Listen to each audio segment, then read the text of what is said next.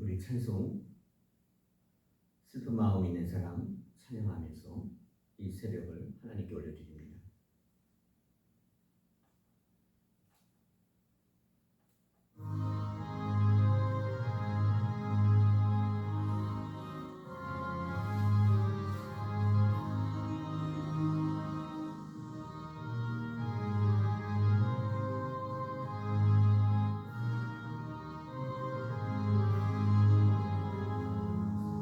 슬픈 마음 있는 사람 예수 이름 믿으며 영원토록 변함없는 기쁜 마음 얻으리.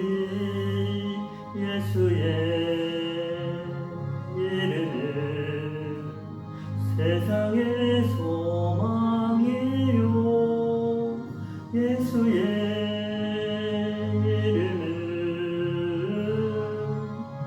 천국의 기쁨일세. 거룩하신 주의 이름 너의 방패 삼으라. 환난 시험 당할 때에 주께 기도드려라. 예수의 이름은 세상의 소망이요. 예수의 이름은 천국의 기쁨일세. 존귀하신 주의 이름 우리 기쁨되도다. 주의 품에 안길 때에 기뻐 찬송 부르리. 예수의 이름은 세상의 소망이요. 예수의 이름은 천국의 기쁨일세. 우리 갈 길 나간 후에 보좌 앞에 나가 왕의 왕께 경배하며 멸류관을 드리리. 예수의 이름은 세상의 소망이요. 예수의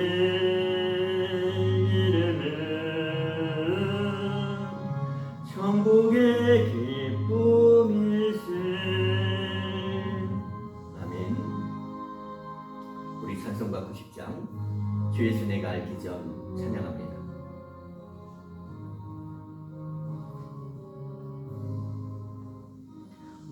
예수 내가 알기 전 날 먼저 사랑했네.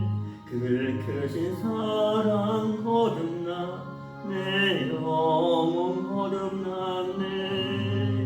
주 내 맘에 늘 계시고 나 주의 안에 있어. 적어도 비유 같으니 참 좋은 나의 친구. 내 친구 되신 예수님 날 구원하시려고 그 귀한 몸을 버리사 내 죄를 대속했네. 나 주님을 늘 믿으며 그 손을 의지하고 내 몸과 마음을 합쳐서 끝까지 충성하리.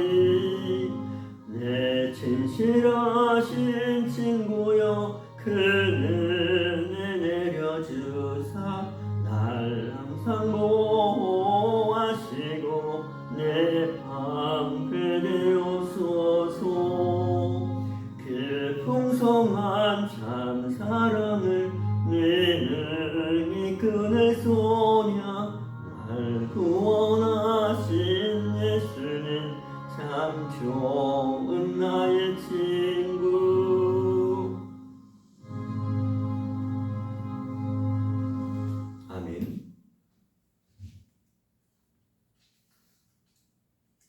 우리의 신앙 고백을 사도신경으로 고백하겠습니다. 전능하사 천지를 만드신 하나님 아버지를 내가 믿사오며 그 외아들 우리 주 예수 그리스도를 믿사오니 이는 성령으로 잉태하사 동정녀 마리아에게 나시고 본디오 빌라도에게 고난을 받으사 십자가에 못 박혀 죽으시고 장사한 지 사흘 만에 죽은 자 가운데서 다시 살아나시며 하늘에 올사 전능하신 하나님 우편에 앉아 계시다가 저리로서 산자와 죽은 자를 심판하러 오시리라. 성령을 믿사오며 거룩한 공예와 성도가 서로 교통하는 것과 죄를 사하여 주시는 것과 몸이 다시 사는 것과 영원히 사는 것을 믿사옵나이다. 아멘.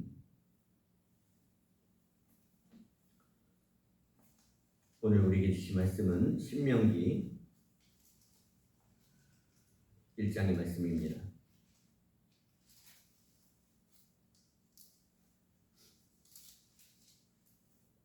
1장 9절에서부터 18절의 말씀입니다.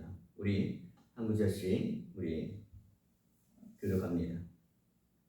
그때 내가 너에게 말하여 이르기를 나는 홀로 너희의 짐을 질 수 없도다. 너희 하나님 여호와께서 너희를 번성하게 하셨으므로 너희가 오늘날 하늘의 별같이 많거니와 너희 조상의 하나님 여호와께서 너희를 현재보다 1000배나 많게 하시며 너희에게 허락하신 것과 같이 너희에게 복 주시기를 원하노라.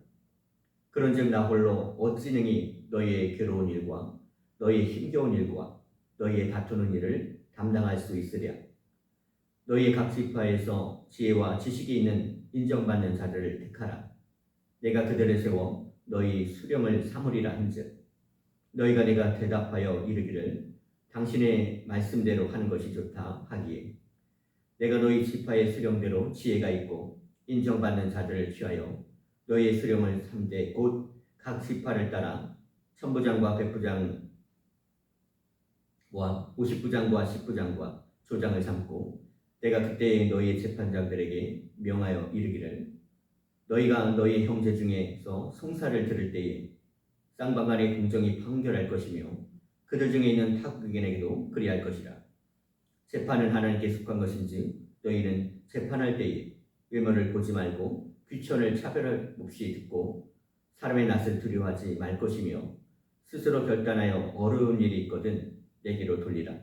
내가 들으리라 하였고 내가 너희의 행한 모든 일을 그때 너희에게 다 명령하였느니라. 아멘.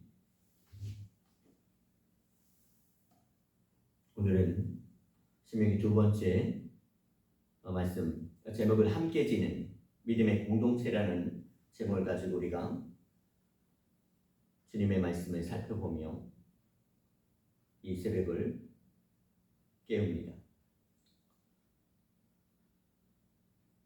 신명기 1장 9절에서 18절의 말씀의 핵심 주제는 하나님의 공동체는 혼자 세우는 것이 아니라 서로 짐을 나누고 공의롭게 섬길 때 든든히 세워집니다. 우리가 시대적 배경을 한번 보면 신명기는 모세가 약속의 땅을 눈앞에 둔 이스라엘의 새로운 세대에게 전한 마지막 설교입니다. 모세는 과거를 회상하면서 부모 세대가 어떻게 실패했는지 새로운 세대는 어떻게 믿음으로 살아가야 하는지를 가르쳐주고 있습니다. 이스라엘은 장정만 약 60만 명이었고 가족까지 합치면 수많은 백성이 함께 이동했습니다. 이 많은 사람의 문제와 갈등, 모세 혼자 해결하기에 불가능했습니다. 출애굽기 18장에 보면 그의 장인 이드로가 방문을 하지요. 그리고 이렇게 말합니다. 이 일이 내게 너무 중함이라 내가 혼자 할 수 없으리라 라고 충고합니다. 이에 모세는 지혜롭고 인정받는 사람들을 지도자를 세워 책임을 나누게 되지요. 오늘 본문은 단순히 행정적인 조직이 아니라 하나님의 공동체가 어떻게 서로 짐을 나누고 서로 일꾼을 세우며 공의롭게 사람을 대하여야 하는지를 보여주고 있습니다. 사랑하는 성도 여러분, 우리가 자주 하는 말이 있지요. 내가 해야 마음이 놓인다. 남에게 맡겼으니 내가 하는 게 빠르지. 처음에는 책임감처럼 보입니다. 책임감처럼 들리지요. 그런데 모든 일을 혼자 붙들고 가다 보면 어떻게 됩니까? 결국 몸도 마음도 다 지치게 됩니다. 가정도 마찬가지입니다. 한 사람만 집안일과 자녀 문제와 모든 결정을 감당하면 언젠가는 왜 나만 이 짐을 져야 하는지 하는 말이 나옵니다. 교회도 몇 사람만 기도하고 몇 사람만 봉사하고 몇 사람만 전도한다면 건강한 공동체가 될 수 없다는 것입니다. 그런데 오늘 모세가 아주 솔직하게 고백을 합니다. 나는 홀로 너희를 감당할 수 없다. 여러분, 이것은 포기가 아닙니다. 자신의 한계를 인정하고 하나님께 세우신 사람에게 함께 책임을 나누겠다는 믿음의 고백입니다. 첫 번째 우리에게 주신 말씀은 혼자 모든 짐을 지려고 하지 말라라고 말합니다. 혼자 모든 짐을 지려고 하지 말라라고 말합니다. 오늘 보면 9절에 보면 나는 홀로 너희 짐을 질 수 없도다라고 말하지요. 사랑하는 성도 여러분, 만약에 쌀 한 가만 일을 혼자 들어보려고 하면 어떻게 됩니까? 힘이 센 사람이라도 허리를 다칠 수 있습니다. 그런데 두 사람이 양쪽에서 함께 들면 훨씬 가볍겠지요. 그리고 안전합니다. 짐이 사라진 건 아니었지만 나누어 들었기 때문에 감당할 수 있었던 것이죠. 그런데 우리는 우리의 마음의 짐 자꾸 혼자 지려고 합니다. 내 사정을 말하면 내가 좀 약해 보일 거야. 이 정도는 내가 해야지. 하지만 도움을 요청하는 것이 믿음이 부족해서가 아니라 하나님께서 내 곁에 보내주신 사람을 통해서 도움을 받는 것입니다. 사랑하는 여러분, 무거운 짐을 두 사람이 함께 들면 가벼워진다고 말했습니다. 혼자 들면 몸이 상하게 됩니다. 우리의 마음과 사역 마찬가지죠. 그렇다면 모세는 왜 나 혼자 감당할 수 없다라고 말했을까요? 이스라엘이 하늘의 별처럼 많은 것을 하나님의 축복으로 받았습니다. 그러나 그 축복이 커지면서 괴로운 일과 힘겨운 일들이 그리고 또한 다투는 일들이 발생되어집니다. 모세는 자신이 모든 문제를 해결할 수 없는 사람임을 인정했습니다. 모든 일을 혼자 붙들면 자신도 지치고 다른 사람에게 섬기고 성장할 기회를 주지 못한다고 모세는 생각했던 것 같습니다. 출애굽기의 18장에 보면 이런 말씀이 있습니다. 이 일이 내게 너무 중함이라 내가 혼자 할 수 없으리라. 아침부터 저녁까지 백성의 문제를 혼자 판단하던 모세를 본 이드로는 너도 지치고 백성도 지치게 된다고 충고를 하지요. 모세는 열심이 없어서가 아니라 너무나 열심히 혼자 감당했기 때문에 지침이 왔습니다. 하나님의 일을 열심히만 감당하는 것이 아닙니다. 지혜롭게 나누며 서로 함께 해야 하는 것입니다. 그렇다면 성경은 서로의 짐에 대해서 어떤 태도를 가지라고 말하고 있을까요? 갈라디아서 6장 2절로 이렇게 말씀합니다. 너희가 짐을 서로 지라. 그리하면 그리스도의 법을 성취하라 라고 말합니다. 성도는 서로에게 짐을 더하는 사람이 아니라 무거운 짐을 서로 나누어지는 사람이죠. 함께 슬퍼하고 함께 울며 그리고 함께 기뻐하고 함께 즐거워하는 것입니다. 그리고 같이 기도하는 것이 바로 그리스도의 사랑을 실천하는 것입니다. 예수님께서도 말씀하죠. 마태복음 11장 28절에 보면 이렇게 말씀합니다. 수고하고 무거운 짐진 자들아 다 내게로 오라. 내가 너희를 쉬게 하리라. 예수님께서는 짐을 모두 해결한 뒤에 오라고 말씀하지 않았습니다. 너가 가지고 있는 무거운 짐이 있어? 그대로 가지고 오렴. 믿음은 혼자 버티는 것이 아니라 모든 그리스도 안에서 주를 향한 그 믿음으로 나와주지 않으렴 하고 아주 섬세하게 말씀을 우리 심령 가운데 새겨주고 계시는 것입니다. 그렇다면 오늘 우리가 살아가는 이 시대 가운데 우리는 어떻게 적용해 볼까요? 혼자 감당하는 짐은 하나님께 솔직하게 아뢰십시오. 그리고 기도와 도움이 필요할 때 믿음의 공동체에게 요청하십시오. 왜 그리스도의 핏값으로 반석교회가 세워졌습니까? 그리고 주님께서 저를 종으로 부르셨습니까? 이 교회에 하나님의 뜻과 그리고 하나님을 향한 그런 믿음의 고백들이 가득하기를 주님은 원하십니다. 다른 사람의 짐을 외면하지 말고 내가 함께 질 수 있다는 복을 찾아야 된다고 합니다.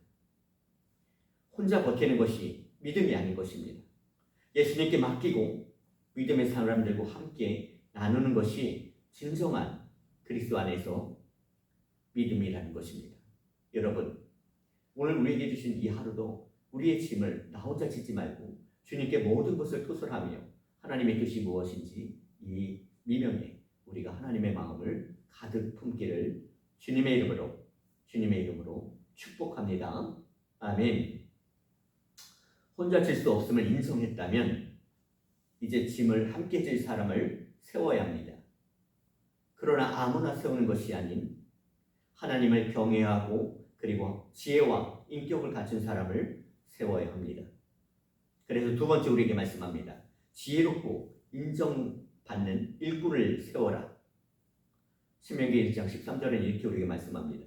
지혜와 지식이 있는 인정받는 자를 택하라 라고 말합니다. 사랑하는 여러분, 많은 사람을 태운 버스를 운전한다고 한번 생각해 보십시오. 운전을 빠르게 잘한다고 해서 좋은 운전사가 되는 것은 아닙니다. 교통법규를 지키고 그리고 위험을 분별하며 사람들을 안전하게 목적지까지 데려다 주어야 합니다. 교회 일꾼도 마찬가지입니다. 일을 빨리 처리하는 능력만으로는 충분하지 않습니다. 하나님을 경외하는 사람, 그리고 말씀을 따르는 사람, 사람들에게 신뢰를 받는 사람의 그런 인격들이 필요하다고 말씀합니다. 직분은 높아지는 자리가 아니라 더 낮아지며 섬기는 자리인 것입니다.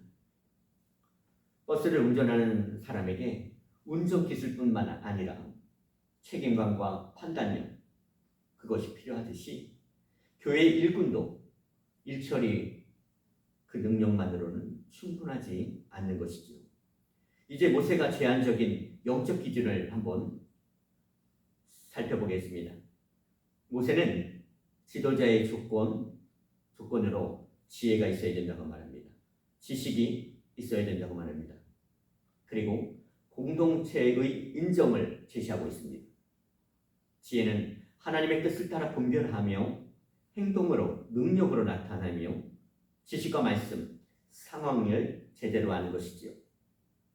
인정받는 사람은 그 삶과 인격으로 신뢰를 얻는 사람이라고 말하고 있는 것입니다.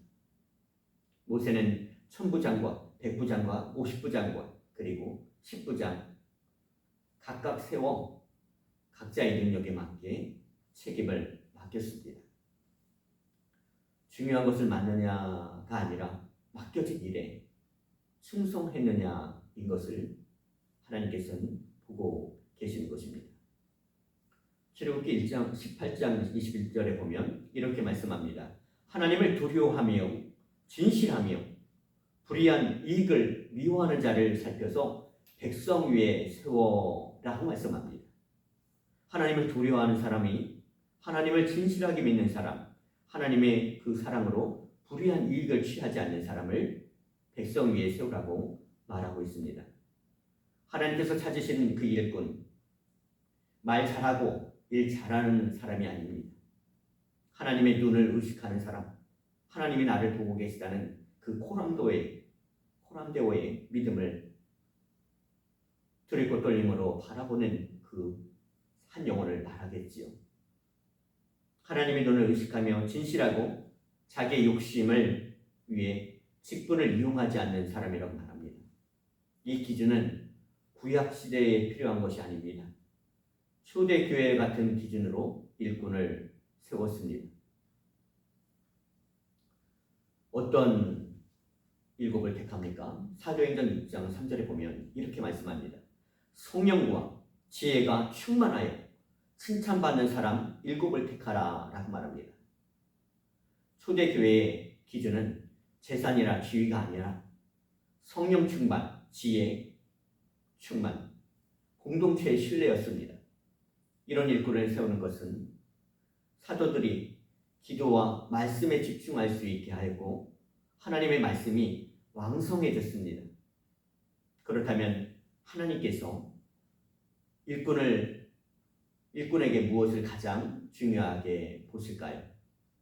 예수님은 말씀합니다. 마태복음 10장 43절 보면 이렇게 말씀합니다. 너희 중에 누구든지 크고자 하는 자는 너희를 섬기는 자가 되고 인자가 온 것은 섬김을 받으려 함이 아니라 도리어 섬기려 하고 자기 목숨을 많은 사람들의 대속물로 주려 함이라 라고 말합니다. 세상의 지도자는 높은 자리에서 사람을 움직이려고 하지만 예수님을 만난 사람은 자기가 낮아지는 믿음의 주인 예수 그리스도를 바라보며 낮아질 것입니다. 예수님께서 이 땅 가운데 계실 때 낮고 낮은 모습으로 허리에 수건을 동이며 제자들의 발을 씻겨주셨습니다. 병들고 소외된 사람들을 찾아가 주셨습니다.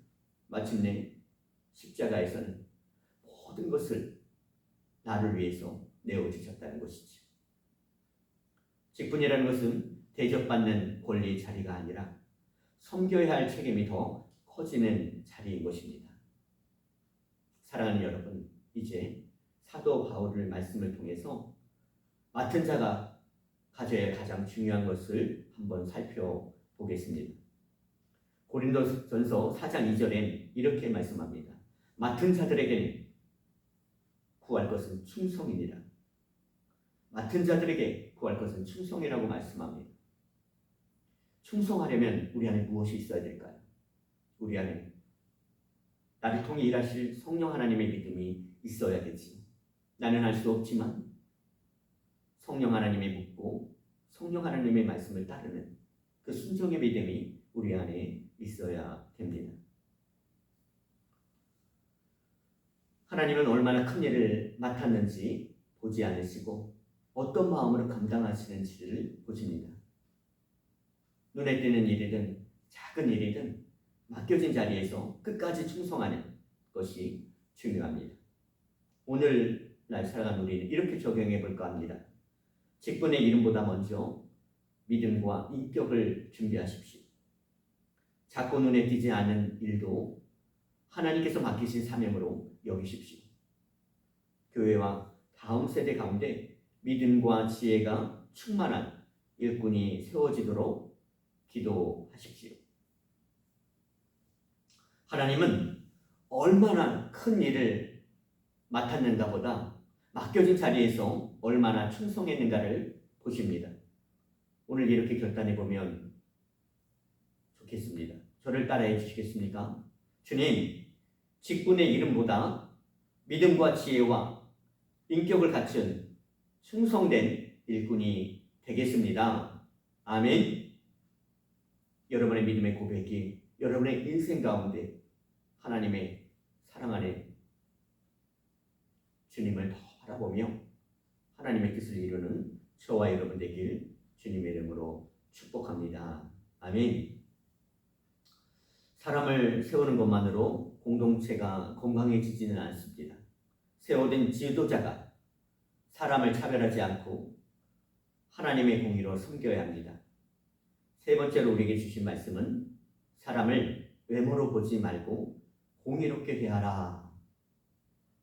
신명기 1장 17절은 말씀합니다. 재판은 하나님께 속한 것인즉 외모로 보지 말고 그리고 귀천을 차별 없이 들으라 라고 말씀하죠. 여러분, 만약에 두 아이가 다투다가 부모에게 왔다고 한번 생각해 보십시오. 한 아이는 자기에게 유리하도록 말을 잘합니다. 다른 한 아이는 긴장해서 아무 말도 못하고 눈물만 흘리고 있습니다. 말을 잘하는 아이의 이야기만 듣고 판단한다면 어떻게 되겠습니까? 반드시 억울한 아이가 생기게 됩니다. 하나님의 목소리가 큰 사람만이 하나님의 사랑을 받는 사람이 아닙니다. 말하지 못하고 눈물만 흘리는 사람의 사정도 아십니다. 하나님의 공동체는 힘 있는 사람뿐만 아니라 연약한 사람의 이야기에도 귀를 기울여야 합니다. 두 사람 중에 한 사람만 한쪽의 말만 듣고 판단한다면 반드시 억울한 사람이 생기게 되지요. 그래서 모세는 귀천을 차별 없이 들으라 라고 명령하며 말합니다. 바른 판단은 잘 듣는 데서 시작한다고 합니다. 모세는 형제들의 사정을 잘 듣고 외모와 귀천으로 차별하지 않았으며 사람의 낯을 두려워하지 말라고 전하고 있습니다. 그 이유는 재판이 하나님께 속하기 때문이라고 말합니다. 지도자는 자기 감정이나 그리고 자기 유익이 아니라 하나님의 그 공정한 공의를 나타내야 한다고 말합니다. 이는 가정과 교회에서도 사람을 대하는 모든 원칙에 속한다고 말합니다. 레위기 19장 15절에 보면 이렇게 말씀하지요. 가난한 자의 편을 들지 말며 세력 있는 자를 두둔하지 말며 공의로 사람을 재판할지며 라고 말합니다. 공의는 내가 좋아하는 사람의 편만 드는 것이 아닙니다. 힘 있는 사람이라고 두둔해서도 안 되고 가난하다는 이유로 사실을 바꾸어서도 안 됩니다. 친분과 감정을 내려놓아야 하고 진실과 말씀을 통해서 기준을 세우라고 주님은 말씀하고 있습니다. 그렇다면 예수님께서는 사람을 어떤 기준으로 바라보셨을까요? 요한복음 7장 27절, 24절에 보면 외모로 판단하지 말고 공의롭게 판단하라 라고 말씀하셨죠. 그 7장에 보면 세리 삭개오가 등장합니다. 많은 사람들이 삭개오를 죄인인 세리라고 보았지만 예수님의 눈에는 어떻게 보았을까요? 예수님의 눈에는 구원받아야 할 한 영혼으로 보셨습니다. 우리는 판단하고 정죄하지만 예수님께서는 한 영혼을 바라보는 진정한 그 영혼에 대한 사랑이 가득하셨던 분이셨습니다. 사람들은 사마리아 여인의 관계를 보았지만 예수님은 복음을 전할 한 사람으로 보셨습니다. 사람들은 허물을 봅니다. 그러나 예수님께서는 그 사람의 허물을 보는 것이 아닌 그 사람이 회복될 것과 그 사람의 미래를 보십니다. 이러한 예수님의 마음이 교회 생활을 어떻게 나타내야 하는지는 야고보서에서 더욱 분명하게 말씀하고 있습니다. 야고보서 2장 1절에 보면 우리 주 예수 그리스도에 대한 믿음을 너희가 가졌으니 사람을 차별하여 대하지 말라라고 말씀합니다. 여러분, 초대교회에는 부자는 좋은 자리에 앉히고 가난한 사람은 낮은 자리에 세우는 차별이 있었습니다. 야고보는 이런 모습이 예수님에 대한 믿는 믿음에 어울리지 않는다고 책망하셨습니다. 십자가 앞에서 우리 모두는 무엇입니까? 우리 모두는 죄인입니다. 그러나 우리 모두가 예수님의 은혜로 구원받았기에 우리도 동일하게 교회 안에서 누군가를 차별하지 않고 누군가를 비천하게 여기지 아니하며 누군가를 동등하게 말씀의 기준으로 세워 가야 하는 것입니다. 그렇다면 오늘날 우리는 어떻게 우리의 삶 속에서 이 시대에 적용해 볼까요?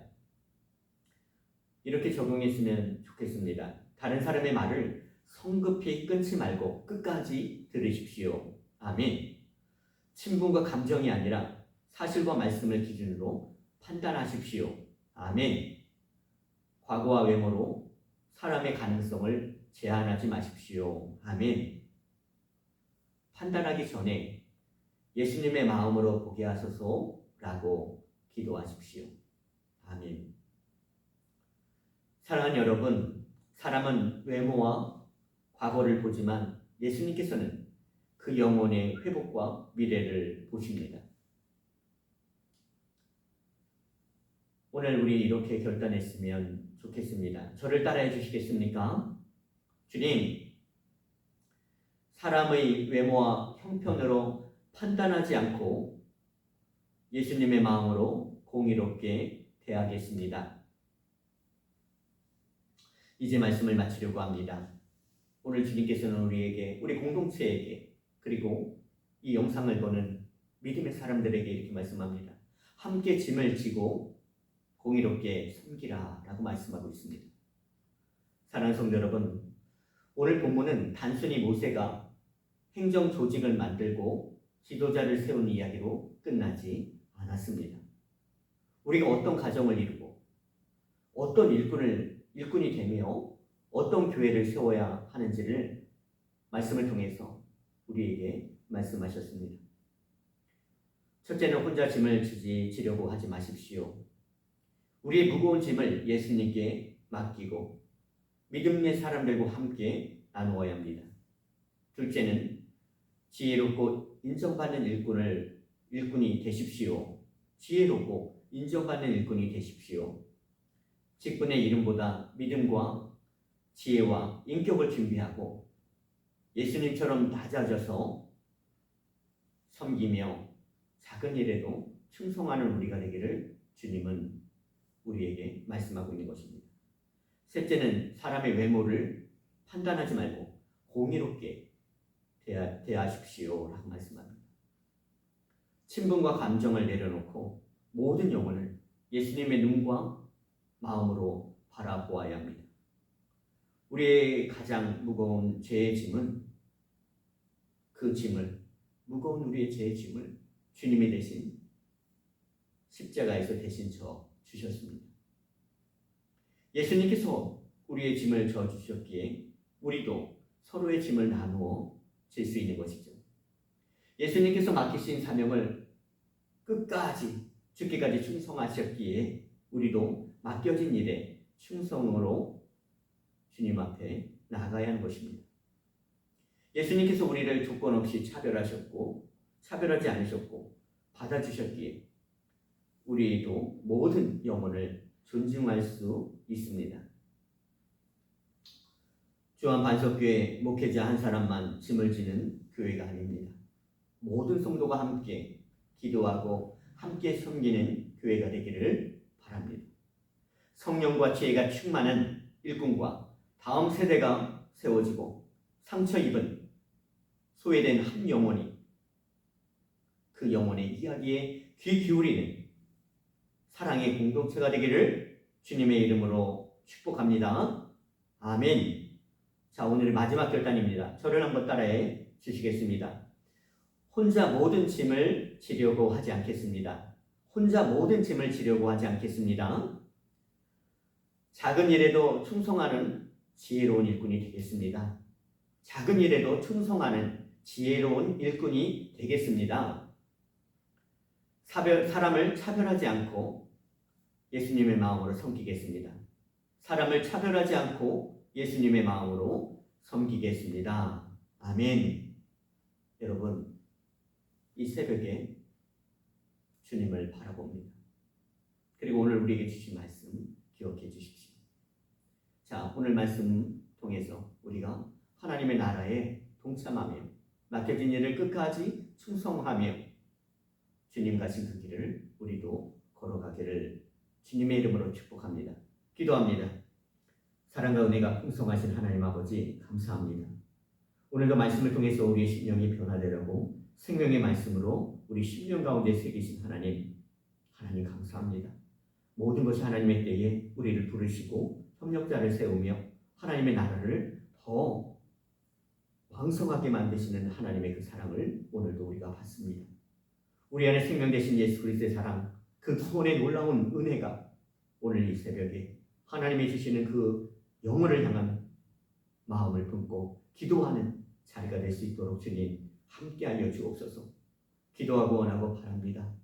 하나님의 나라가 우리 각자의 심령에 임하기를 원합니다. 부족하고 연약한 우리의 모습일지라도 주님께서 바라보시고 한 영혼을 사랑하셨던 것처럼 우리 영혼 위에 생명 되신 예수 그리스도의 사랑이 가득한 이날이 될 수 있도록 주님 우리를 불쌍히 여겨 주시옵소서. 주님 우리를 긍휼히 여겨 주시옵소서. 주님의 말씀만 빛이요 주님의 말씀만 우리 인생길에 아버지 생명의 말씀임을 고백합니다. 이날도 주님께서 주신 복된 날임을 기억합니다. 이 하루도 은혜로 열어주셨기에 모든 행함이 그리스도 예수의 마음을 품고 영원을 바라볼 수 있는 믿음의 눈이 열릴 수 있도록 주님께서 친히 함께하여 주옵소서. 오늘도 말씀하시고 그리고 우리에게 순종할 수 있는 믿음을 허락하시는 귀하신 나의 주 예수님의 이름으로 감사하며 기도드립니다. 아멘. 주기도문으로 새벽 예배를 마칩니다. 하늘에 계신 우리 아버지여, 이름이 거룩히 여김을 받으시오며 나라가 임하시오며 뜻이 하늘에서 이루어진 것 같이 땅에서도 이루어지이다. 오늘 우리에게 일용할 양식을 주시옵고 우리가 우리에게 죄 지은 자를 사하여 준 것 같이 우리 죄를 사하여 주시옵고 우리를 시험에 들게 하지 마시옵고 다만 악에서 구하시옵소서. 나라와 권세와 영광이 아버지께 영원히 있사옵나이다. 아멘. 자, 오늘 각자 자리에서 하나님 앞에 기도를 합니다. 여러분의 그 일상의 모든 짐을 고백하시고 그리고 한 영혼이 세워지기까지 주한 반석교회를 위해서 기도해 주십시오. 그리고 각자의 기도 제목 위에 하나님의 마음을 더할 수 있도록 간절한 마음으로 주님의 이름을 부르십시오. 우리 주여 일창하고 기도하는 시간 갖겠습니다. 주여 주님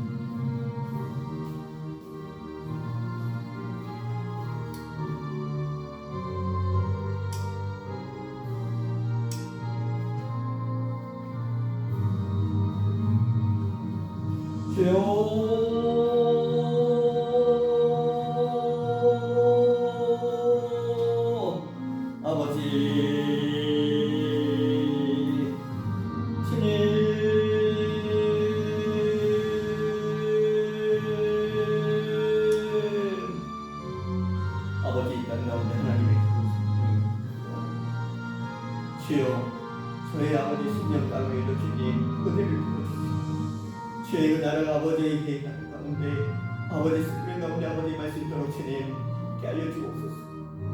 믿음의 주 영원히 하신 예수를 가운데 아버지의 불쌍히 여겨주시고 공의를 여겨주셔서 아버지 주한 반석교회의 사명을 잘 감당할 수 있도록 주여 아버지 함께 알려주옵소서. 성령 하나님의 견인하심이 이 반석교회에 있기를 원합니다. 주여 간절히 부르시고 역사하여 주셔서 이곳에 아버지 오는 한 영혼이 아버지 구원의 길을 아버지 갈 수 있도록 예수님의 마음을 품을 수 있도록 아버지 인도하여 주옵소서. 한 영혼이 주타보다 크다고 말씀하신 우리 예수 그리스도의 그 은혜가 이곳에도 가득하게 아버지 원합니다. 주여 말씀하여 주시고 아버지 듣게 하여 주시고 먼저 아버지여 주의 그 10년 후에 아버지 강한 말씀으로 저희 심령을 변화시켜 주시고 아버지 맡겨진 아버지 모든 사역을 제가 감당할 수 있도록 주님이 붙들어 주시고 아버지 인도하여 주옵소서. 주여